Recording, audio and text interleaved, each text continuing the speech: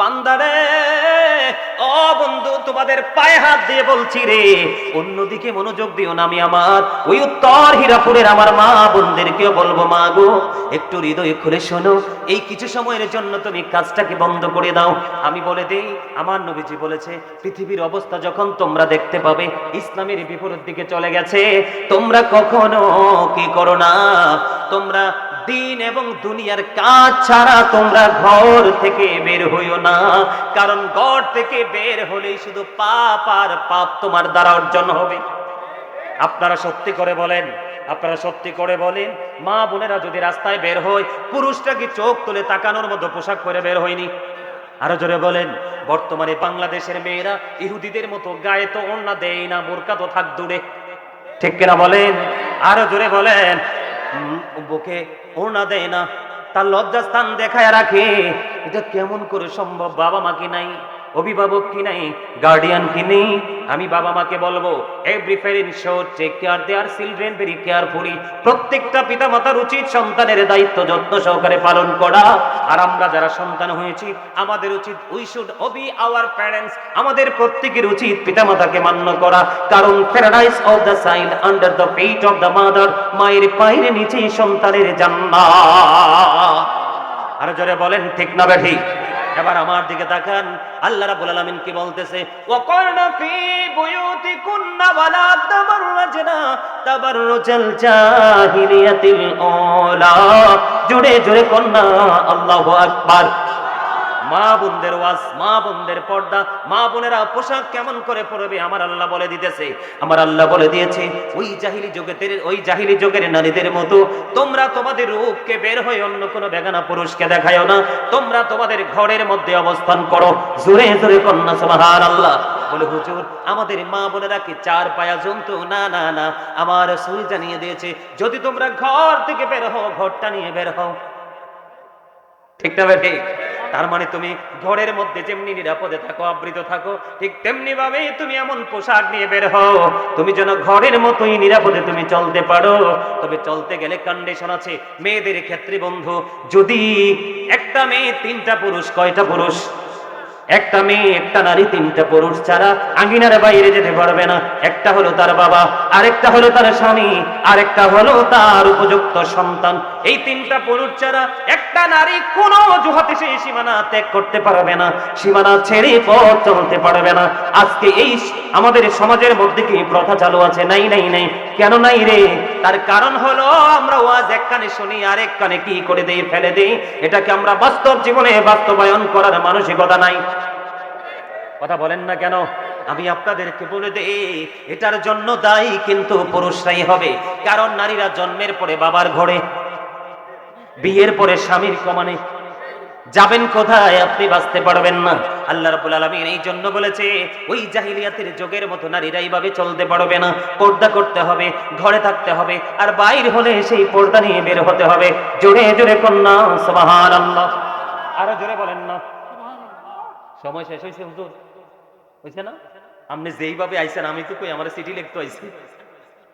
আরে আপনারা হাসতেও পারেন না ভালো করে। আমি তো এই কথা বলছি হাসার জন্য।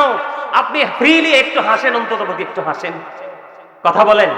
যেইভাবে, যেই মোড়ে আসছে হুজুর, আমি বলছি আমার রিসিভ তো করছে, আমার মনে হয় ঘন্টা বাড়ি দিচ্ছে, ঘন্টা বাড়ি দেওয়ার জন্য আসছে, ঠিক কিনা বলেন? একটু মাঝে মাঝে হাসবেন, হার্ট ভালো থাকবে। নবীজি বলেছে একটু করে হাসো, তবে অতিরিক্ত হাসলে তোমার অন্তরটা মৃত্যুবরণ করবে। অতিরিক্ত হাসা যাবে না। সামনে আসেন। আলহামদুলিল্লাহ বলেন। আরো জোরে, আরো জোরে। এখন মা বোনেরা কাপড় কিন্তু পরে ঠিকই, কিন্তু অঙ্গ দেখা যায়, ঠিক না বেঠি? অঙ্গ দেখা যায় রে। আমার রাসূল বলে দিয়েছে বন্ধু, যেই নারীটা পোশাক পরার পরেও তার শরীরটা দেখা যায়, অঙ্গটা দেখা যায়, ওই নারীটা পোশাক পরিহিত নারী না। ওই নারীকে ও বন্ধু বলা হয় উলঙ্গিনী, ল্যাংটা। এটা আমার কথা নয়, আমার রাসূলের কথা। যেই পোশাক তোমাকে ঢাকতে পারলো না, যেই পোশাক তোমাকে আবৃত করতে পারলো না, যেই পোশাক তোমার লজ্জাস্থানকে ঢাকতে পারলো না, এই পোশাক কখনোই তোমার আপন হতে পারে না, ঠিক কিনা বলেন? বন্ধ, ইসলামের প্রথম খলিফা হলেন আবু বকর সিদ্দিক রাদিয়াল্লাহু তাআলা আনহু। আবু বকর সিদ্দিক রাদিয়াল্লাহু তাআলা আনহুর কন্যা আসমা, তিনি কি করলেন, আমার রাসূলের সামনে দিয়ে যাচ্ছিলেন।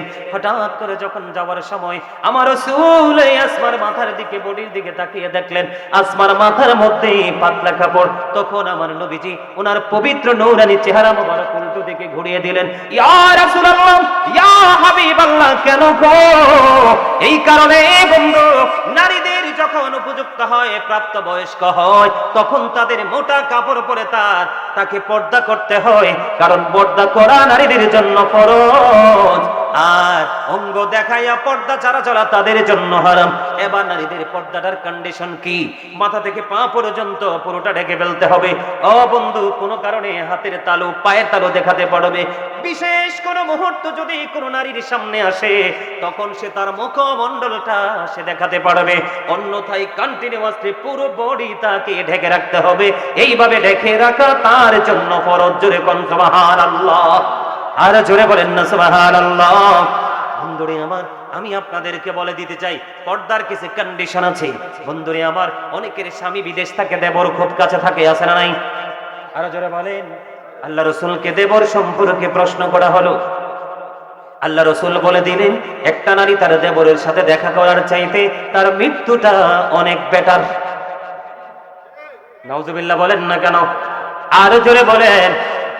আর পুরুষদেরকে বলে দেই, যেই নারীর স্বামী বাড়িতে নাই, যেই নারীর স্বামী তার কাছে নাই, যেই নারীর স্বামী দেশে নাই, আল্লাহ রাসূল বলেছেন ওই নারীর সীমানায় কোনো পুরুষ তোমরা কদমটা দিও না। যদি তোমরা কোনো অন্যায় করতে হবে না, কোনো অপরাধ করতে হবে না। যদি কোনো নারীর বিছানা বা খাটের একটা কোণে, একটা অংশে যদি তুমি বসো, তোমার জন্য ভয়ঙ্কর বিষাক্ত অজগর বরাদ্দ করা আছে। জোরে জোরে কন্যা নাউজুবিল্লাহ। আমাদের মধ্যে আরেকটা নারী আছে, যেই নারীটাকে বলা হয় মর্দা। কি বলা হয়? আরো জোরে বলেন।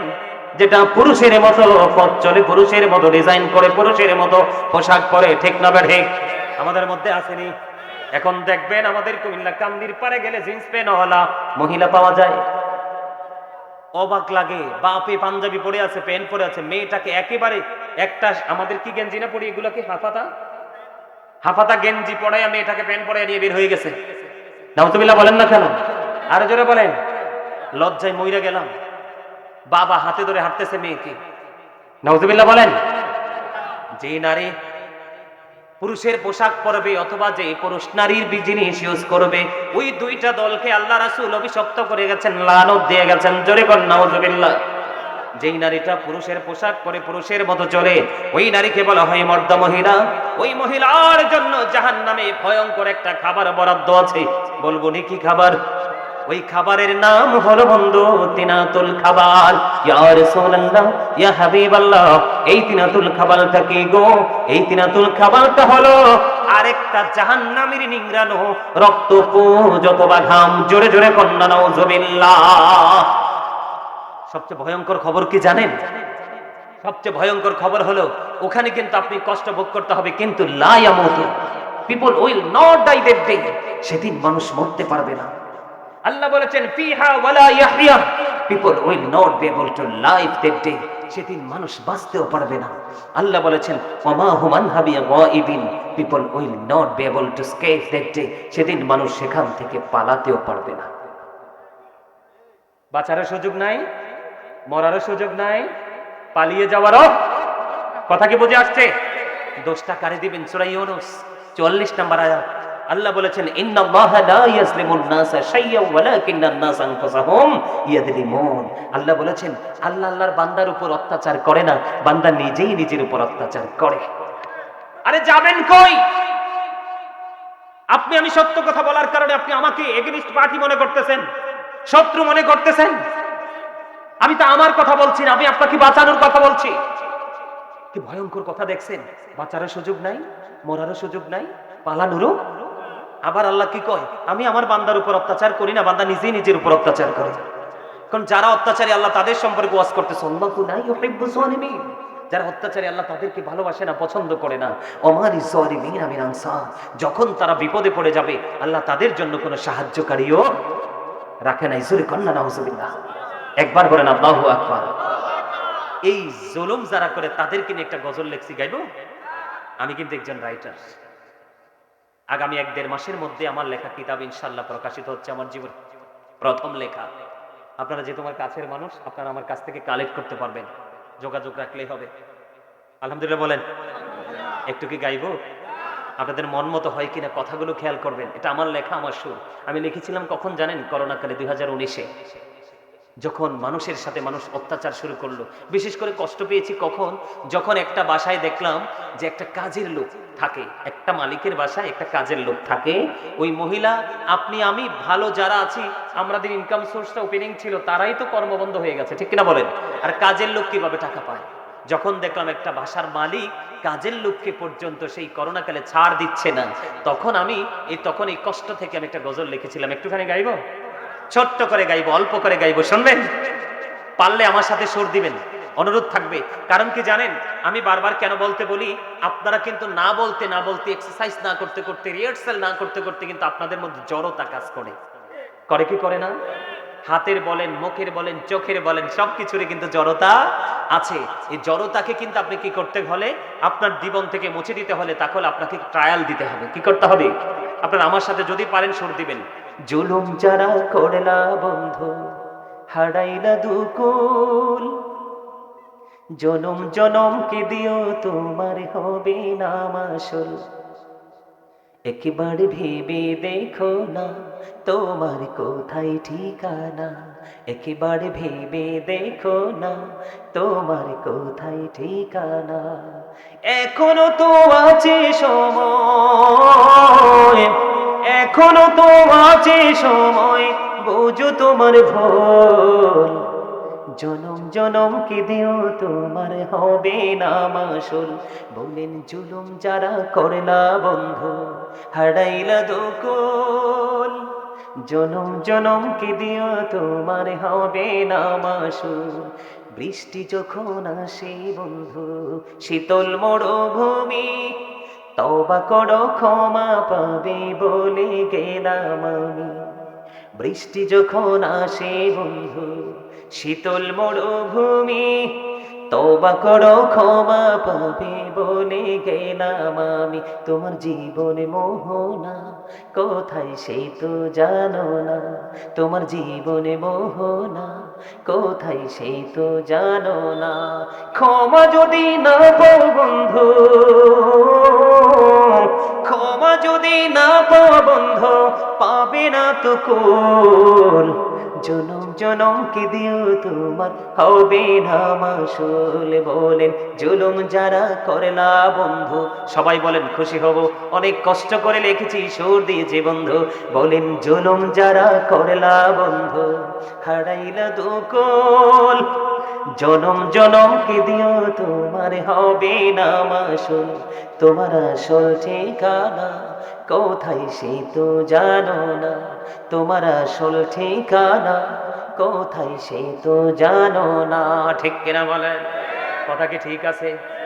বৃষ্টি পড়লে যেমন মরুভূমি পুরোপুরি শীতল হয়ে যায়, ঠিক তেমনি করলে, ঠিক তেমনি ভাবে আপনি যখন তওবা করবেন, আপনার তওবার কারণে আপনার হৃদয় রাজ্য থেকে সকল অপরাধ দূর হয়ে গিয়ে আপনার ওই হৃদয়টা সবুজ শ্যামল একটা ফলের বাগানে রূপান্তরিত হবে। ফলের বাগান বলতে ঈমান এবং আমলে পরিপূর্ণ হয়ে যাবে। ঠিক কিনা বলেন? আরো জোরে বলেন, ঠিক না বে ঠিক? কিছু বলবেন? এই এই কিছু বলবেন? তাইলে এখানে ইশারা দেওয়ার দরকার কি? আরো জোরে। হুজুর আসতে চাইলে আমাকে বলে দিবেন আগে, আমি ক্লোজ করে ফেলবো। আরো জোরে। তাহলে কি হলো? কি করা যাবে না?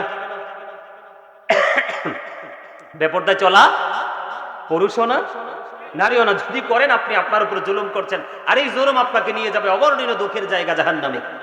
কথা বলেন ঠিক না বেঠে? আরো জোরে। তাহলে নিজেকেও কন্ট্রোল করতে হবে, মা বোনদেরকে কন্ট্রোলিং এ আনতে হবে। ঠিক না বে ঠিক? আরেকটা অনুরোধ আছে আমাকে, যেহেতু হুজুর চলে আসছে, 5 মিনিট সময়, ওনার 5 মিনিট লাগবে বলেছে, 2-3 মিনিটের মধ্যে আমি আরেকটা কথা বলে ফেলি।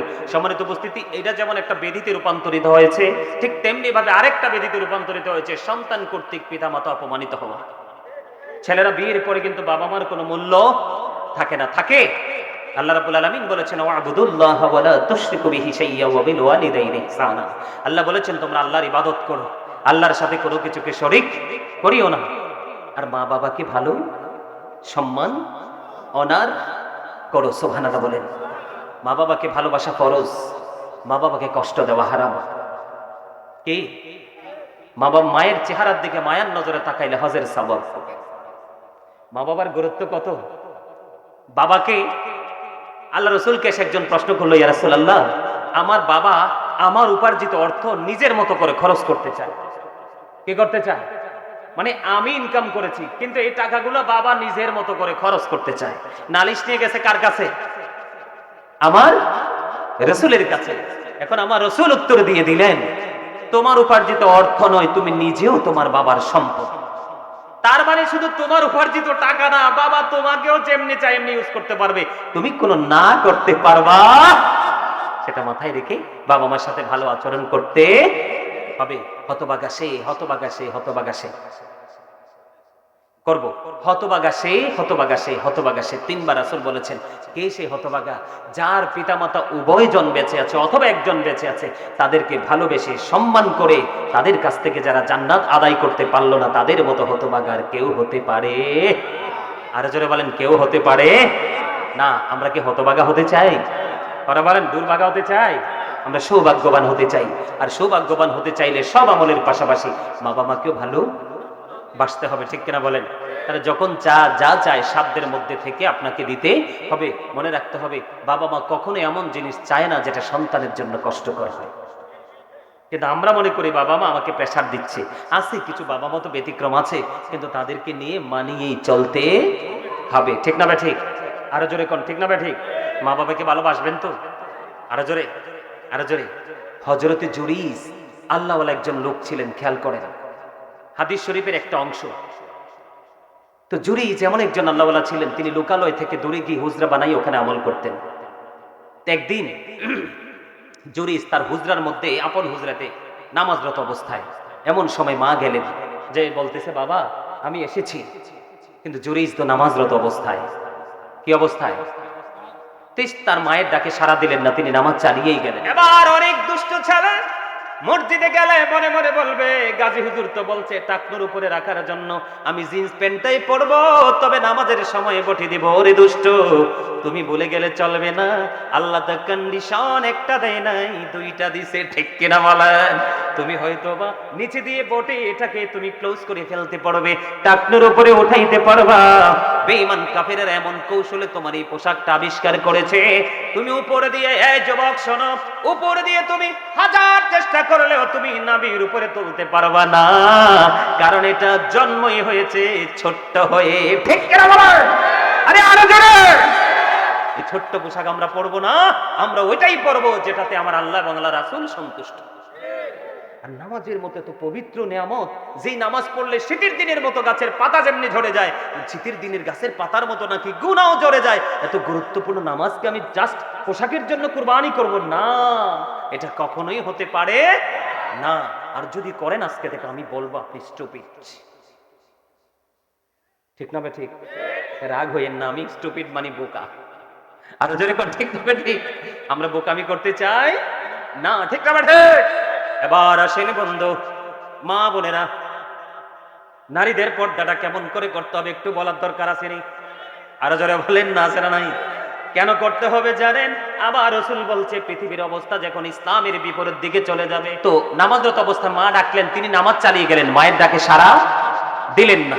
তো মা আজকে চলে গেল।